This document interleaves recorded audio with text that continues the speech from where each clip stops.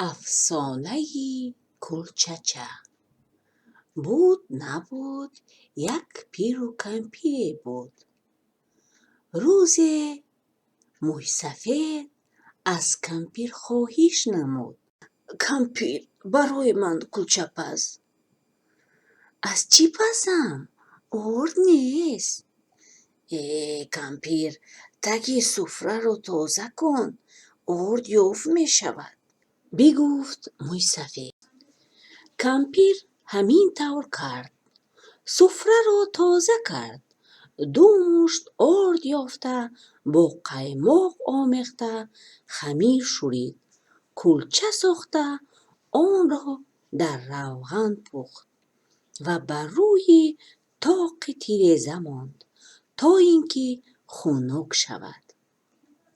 در یک جا ایستادن به دیل کلچچه بزد و او از تیریزه به صوفچه، از صوفچه به روی علف، از روی علف به پیرهه غلید و غلیده دورتر رفتن گرفت. کلچچه غلیده می رفت. ناگاه از پیشش زرگوشک برآمد. کلچچه، من تو رو می خورم. من رو نخور زرگوشک. بهتر از این که گوش کن، من برایت سرودی می خوانم. زرگوشک گوشهایش را سیخ نمود. کلچچه باشد سرود بخوان. من کلچچه، از انبار رفته شدم، از سفره جمع شدم، خمیر شدم با قیماق، در تفتان پخته شدم، در تاقچه خنک شدم. من از بابا گریختم، من از بیبی گریختم، از تو زرگوشک دشوار نیست گریختنم. کلچه غلیده رفته از چشم زرگوشک غایب گشت. کلچه در پیرهه جنگل غلیده می رفت که از پیشش گرگ خاکسترنگ برآمد. کلچه، من تو رو می خورم. من رو نخور گرگ، من برایت سرود می خوانم. و کلچه سرودخوانی کرد. من کلچچه، از انبار رفته شدم، از سفره جمع شدم، خمیر شدم با قیماق، در تفتان پخته شدم، در تاقچه خنک شدم. من از بابا گریختم، من از بیبی گریختم، از زرگوشک همچنین. از تو گریختنم دشوار نیست. کلچه غلیده رفته از چشم گرگ غایب شد. او در جنگل غلیده می رفت که از پیشش خرسی برآمد که او شاخ ارچه ها رو می شکست و بوته ها رو به زمین خم می نمود. کلچچه، من تو رو می خورم.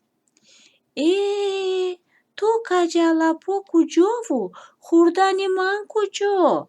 بهتر سرود من را گوش کن. کلچچه سرود بخواند، خرس باشد گوش نمود. من کلچچه، از انبار رفته شدم، از سفره جمع شدم، خمیر شدم با قیماق، در تفتان پخته شدم، در تاقچه خنک شدم.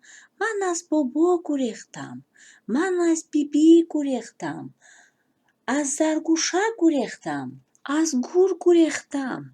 از تو خرس گریختنم دشوار نیست. و کلچه غلیده رفت. خرس تنها از پشت او نگاه نمود. کلچه غلیده می رفت که از پیشش روباه برآمد. سلام کلچه، چه خیلی تو زیبا و گل رخسار هستی. کلچه خرسند شد که او را تعریف نمودند و سرودخوانی را آغاز نمود. روباه باشد گوش می نمود و نامعلوم نزدیکتر می آمد. من کلچچه، از انبار رفته شدم، از سفره جمع شدم، خمیر شدم با قیماق، در تفتان پخته شدم، در تاقچه خنک شدم. من از بابا گریختم، من از بیبی گریختم، من از زرگوشک گریختم، از گرگک هم گریختم، از خیسه گریختم. اکنون از تو روباه هم گریخته میتوانم. اینقدر سرودی خوب. گفت روباه افسوس که پیر شدم، گوشهایم بد میشنوند. بیا به بالای بینی من برآی و یک بارکی دیگر سرودت را بخوان. کلچه خرسند شد که سرود او را تعریف کردند و به بینی روباه نشست و باز به سرودخوانی درآمد. من کلچه‌ام کلچه چه؟ بگفت که روباه او را بخورد.